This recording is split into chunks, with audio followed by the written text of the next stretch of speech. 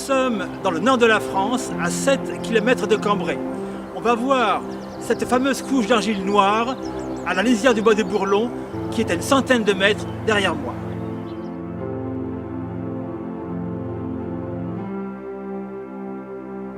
Les racines des arbres sont dans des terrains datés de la base de l'ère tertiaire. Elles sont dans un sable plus ou moins consolidé en plaquettes de grès qu'on appelle tuffeau.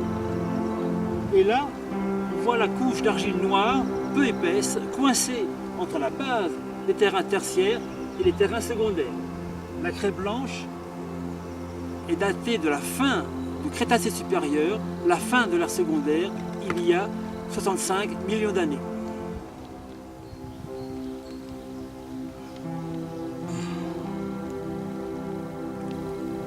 Je me rapproche, je suis ici à environ 10 cm de la couche d'argile. C'est une belle limite Crétacé tertiaire. La craie blanche datée du Crétacé supérieur termine l'ère secondaire. Au-dessus, on voit bien la fine couche d'argile noire, elle a 2 cm d'épaisseur. Et au-dessus se trouve la base de l'ère tertiaire avec le tuffeau, sable par endroits cimenté en plaquettes de grès. C'est magnifique.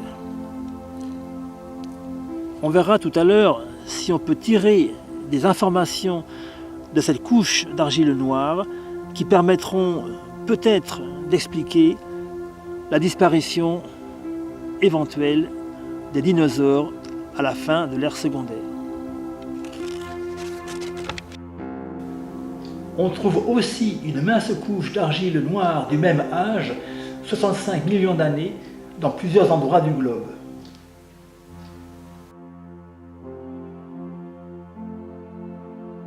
Cette argile contient de l'iridium qui est en grande quantité dans le météorite et en très faible quantité sur Terre.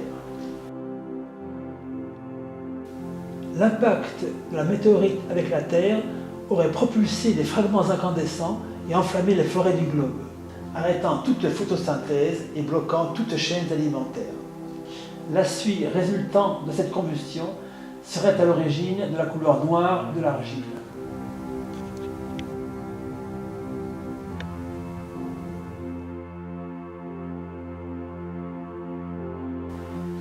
Les fragments météoritiques incandescents ne parcourent pas des milliers de kilomètres, ils se désagrègent en quelques secondes et les plus gros sont attirés par la gravité.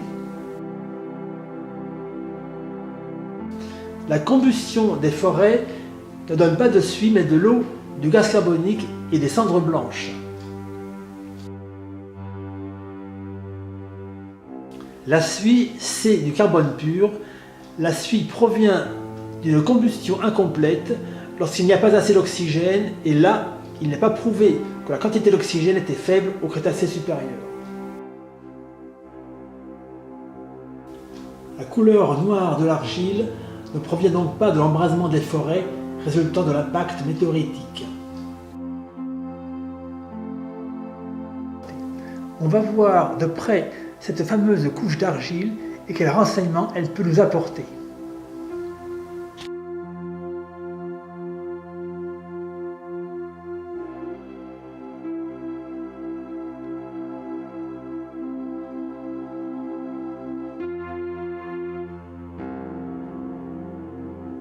Il n'y a pas d'effervescence, l'argile ne contient donc pas de calcaire. L'effervescence montre bien la nature calcaire de la craie. L'analyse de cet échantillon montre une quantité de cadmium 150 fois plus importante que celle observée normalement dans les autres roches et une quantité d'arsenic 15 fois plus importante. La quantité importante de suie est responsable de la couleur noire de l'argile.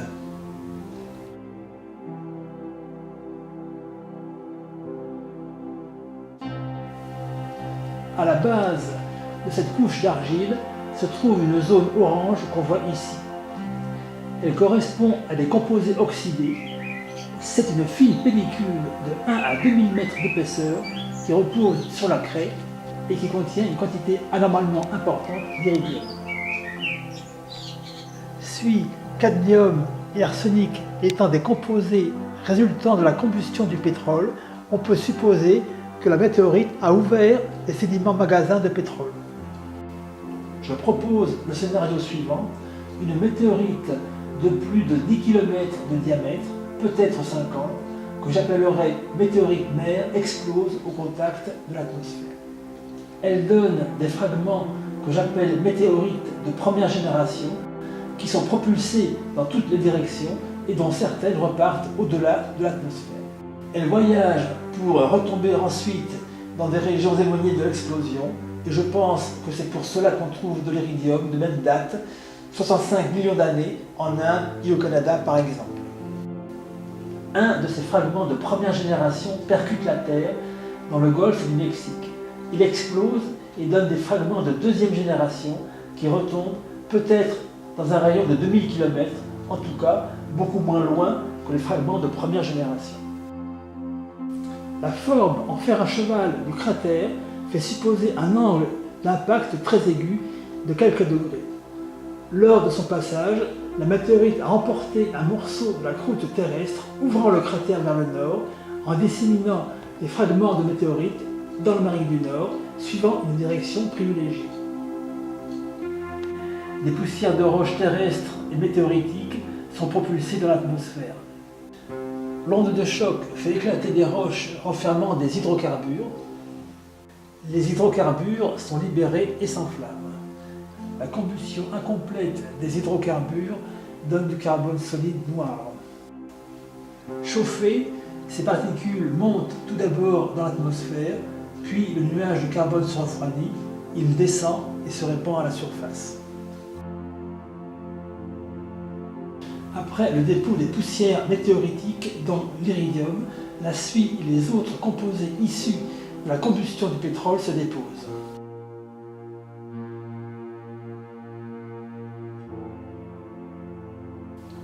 Les argiles proviennent de la destruction superficielle des roches continentales. Avec la suie et les autres particules provenant de la combustion incomplète du pétrole, elles sont entraînées par l'eau des fleuves jusqu'aux embouchures où elles se déposeront. Le résultat est le suivant: une zone riche en iridium avec au-dessus de l'argile mélangée à des produits provenant de la combustion du pétrole. Leur dépôt commence en même temps et s'arrête en même temps. La destruction des roches continentales en argile a certainement été provoquée et accélérée par les acides rejetés lors de la combustion du pétrole. La faible épaisseur de la couche d'argile montre un épisode très bref à l'échelle géologique lié au temps qu'il a fallu pour que les réserves d'hydrocarbures s'épuisent.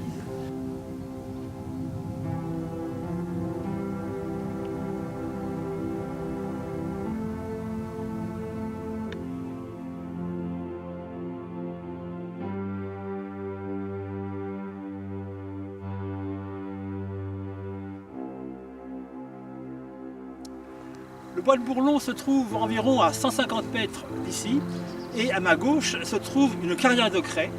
On va voir si on peut trouver des fossiles peut-être de dinosaures, en tout cas des fossiles qui vont permettre de reconstituer l'environnement dans lequel se trouvaient les plantes et les animaux à l'époque du Crétacé supérieur.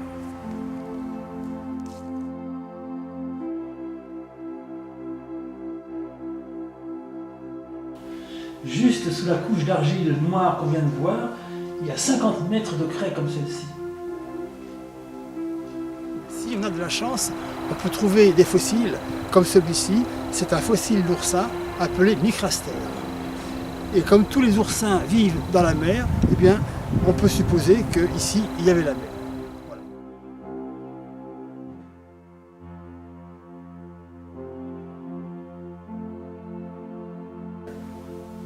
Voici de la craie observée au microscope électronique. La craie est formée par l'accumulation de petites plaques calcaires appelées coccolithes. Ces coccolithes sont les squelettes externes fabriqués par la surface de certaines algues vertes unicellulaires. Et on trouve actuellement ces algues vivantes dans les mers chaudes peu profondes. Il y a un étonnant contraste entre la couche d'argile et la craie. L'argile est noire, la craie est blanche. 2 cm d'épaisseur pour l'argile, 50 m pour la craie. Une quantité abondante de carbonate de calcium pour la craie, aucune trace dans l'argile. Une accumulation de fossiles pour la craie, aucun fossile pour l'argile. Des témoins d'une vie exubérante dans la craie, la présence de poison pour la vie dans l'argile. La craie provient de matière verticale déposée sur place dans la mer.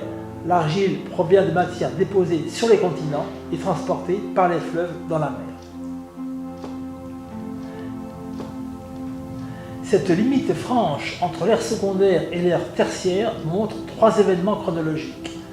Tout d'abord, la fin d'un épisode marin, il y a eu un arrêt de la sédimentation carbonatée, il y a eu une régression marine, la mer s'est retirée. D'une tranche d'eau de quelques dizaines de mètres ici, on passe à un bord de mer dans une zone d'estuaire. Voici l'Europe avant la régression avec les sites limites Crétacé-Tertiaire. Après la régression.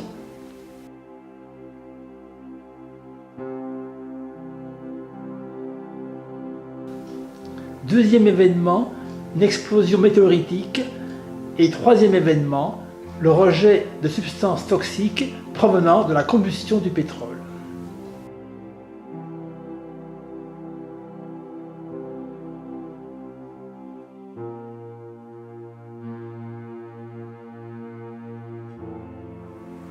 Il faut préciser que la fossilisation est un phénomène exceptionnel. L'enfouissement rapide est en général la condition pour que la fossilisation se fasse. Pour les animaux qui vivent sur Terre, l'enfouissement rapide, brutal, est en général réalisé par des coulées de boue. Dans les boues résultant du tsunami lié à l'impact météoritique, eh bien, on devrait trouver des restes, des dents, des squelettes de fossiles de dinosaures ou autres, on ne trouve rien. En fait, il n'y a pas eu d'extinction massive d'espèces liées à l'impact météoritique. Dans les coulées de boue provoquées par l'explosion du gigantesque volcan indien à la même période, on devrait trouver des fossiles avec des poussières volcaniques. On ne trouve rien. Dans tous les endroits du monde, à la fin du Crétacé, on ne trouve aucun fossile dans la couche d'argile noire, ni juste en dessous. En fait, les espèces se sont éteintes tout le long de l'ère secondaire. Il n'y a pas eu d'extinction massive. Après l'impact météoritique, l'intoxication au carbone, l'empoisonnement à l'arsenic et au cadmium, eh bien des individus ont été certainement décimés, mais le taux de base de disparition d'espèces n'a peut-être pas changé. En tout cas, on a des grands groupes qui restent encore dans l'ère tertiaire. Tout ce qui est ici donc, appartient à l'ère tertiaire. On a des protozoaires, on a des bactéries, on a des vers, on a des éponges, on a des coraux, on a les invertébrés, les mollusques, les crustacés, les insectes, les échinodermes, les oursins, les toiles de mer, et on a les vertébrés, les agnates, poissons sans mâchoire, les poissons cartilagineux, les requins, les amphibiens, les reptiles, les dinosaures, si cette branche, dinosaures à plumes, les oiseaux, les mammifères. Donc en fait, je ne pense pas qu'il y ait eu extinction d'espèces massive. Voilà. Si 40% des espèces, voire 75% des espèces ont disparu à la fin du Crétacé, eh bien il n'est pas envisageable qu'un arbre amputé de la moitié de ses branches, voire des 3/4, se restaure si facilement, si rapidement, sur les mêmes bases qu'avant son amputation. Donc je pense que l'extinction massive des espèces n'a pas eu lieu au Crétacé terminal. Pourquoi les espèces disparaissent-elles? Eh bien, avant d'apporter une réponse, intéressons-nous tout d'abord à la disparition des individus. À partir de sa création qui est l'œuf, le corps se forme par multiplication de cellules et par synthèse de protéines. Même lorsque les conditions sont idéales, qu'il n'y a pas de microbes, que la température est adéquate et que la nourriture est abondante, eh bien, au bout d'un certain temps, les multiplications cellulaires ralentissent, s'arrêtent, les synthèses de protéines ralentissent et s'arrêtent, le corps s'autodétruit par arrêt des processus qui l'ont construit.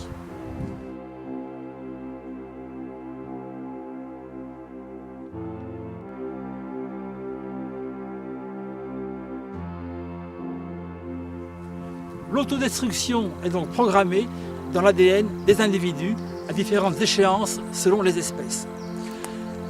Il peut bien sûr arriver que l'individu ne meure pas de sa belle mort, qu'il succombe à une infection microbienne, qu'il succombe à une éruption volcanique ou un séisme. Intéressons-nous maintenant à la disparition des espèces. Une espèce est un ensemble d'individus qui possèdent des gènes en commun et qui ne les échangent qu'entre eux. C'est pour cela qu'ils se ressemblent. L'espèce se forme et s'entretient par une multiplication d'individus par le processus de la reproduction à deux, dite reproduction sexuée. Voici l'idée essentielle que je propose. Comme l'individu qui s'autodétruit, je pense que l'espèce aussi s'autodétruit par ralentissement puis arrêt des processus qui l'ont créé, c'est-à-dire ralentissement puis arrêt de la reproduction sexuée.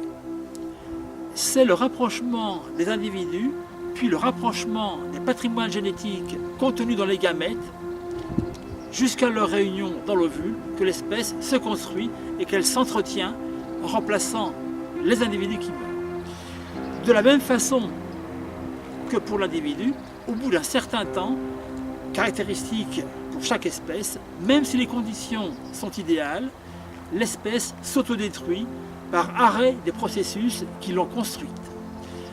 Le rapprochement entre individus ralentit, la réunion des deux patrimoines génétiques ne se fait pas, l'œuf n'est pas formé, l'espèce disparaît. Chez les carnivores, les extinctions ont certainement été accélérées par une prédation intraspécifique dans l'espèce.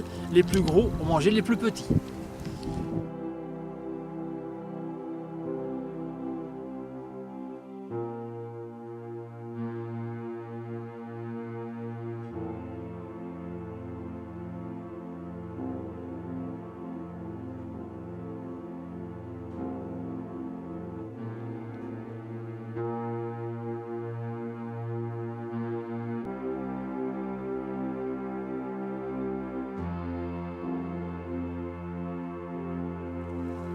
L'autodestruction des espèces est donc programmée dans leur ADN par arrêt de la reproduction sexuée. Ce qui est remarquable, c'est qu'il existe une unité de fonctionnement chez les êtres vivants. Le corps de l'individu se forme à partir d'une cellule contenant un doublet de patrimoine génétique provenant de la duplication de l'ADN. Cette duplication est obligatoire avant chaque division cellulaire. Elle est permise grâce à une protéine, l'ADN polymérase. Le corps se forme donc à partir d'un doublet génétique contenu dans une cellule qui provient d'une cellule. L'espèce se forme aussi à partir d'un doublet de patrimoine génétique contenu dans une cellule, mais qui provient cette fois-ci de deux individus, de deux cellules. Ce n'est plus la reproduction à 1, mais la reproduction à 2. Si l'individu et les espèces se forment à partir d'un doublet génétique contenu dans une cellule, on peut penser que l'autodestruction des individus et l'autodestruction des espèces ont peut-être la même origine, l'impossibilité de produire des doublets. Chez l'individu, l'inactivation de l'ADN polymérase empêcherait la formation des doublets à partir d'un patrimoine. Chez l'espèce, l'inactivation de la production de facteurs attractifs empêcherait la formation d'un doublet à partir de deux patrimoines.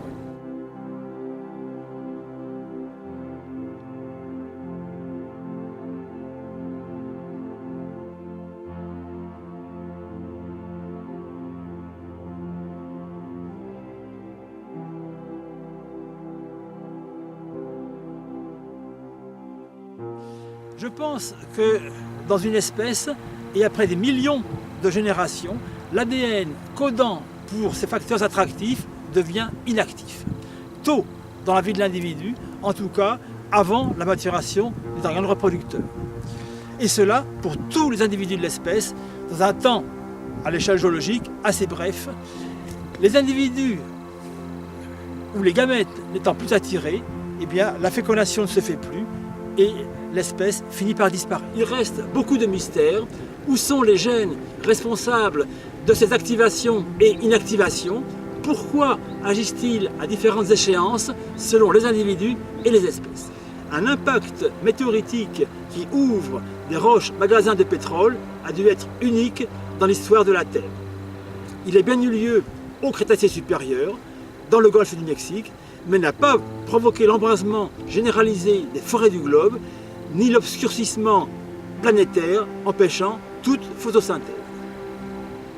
La combustion du pétrole a produit un nuage toxique qui a certainement privé de lumière localement certaines zones basses du globe pendant quelques mois, pendant quelques années, et a intoxiqué une partie de la faune et de la flore qui étaient sur place, mais n'a pas provoqué d'extinction massive d'espèces.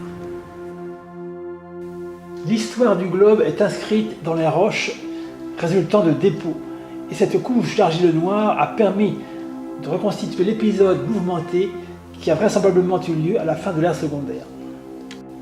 Suite à l'impact météoritique, un nuage toxique a envahi certaines parties du globe. Dans les espèces concernées par ce nuage, des individus ont été décimés. Ceux qui ont résisté sont ensuite morts de leur belle mort par autodestruction. Le nuage toxique n'a pas provoqué d'extinction d'espèces. Les espèces ont continué à exister, elles sont passées dans l'ère tertiaire et certaines sont encore là, d'autres se sont éteintes, comme toutes les espèces, de leur belle mort par autodestruction, par arrêt de la reproduction sexuée.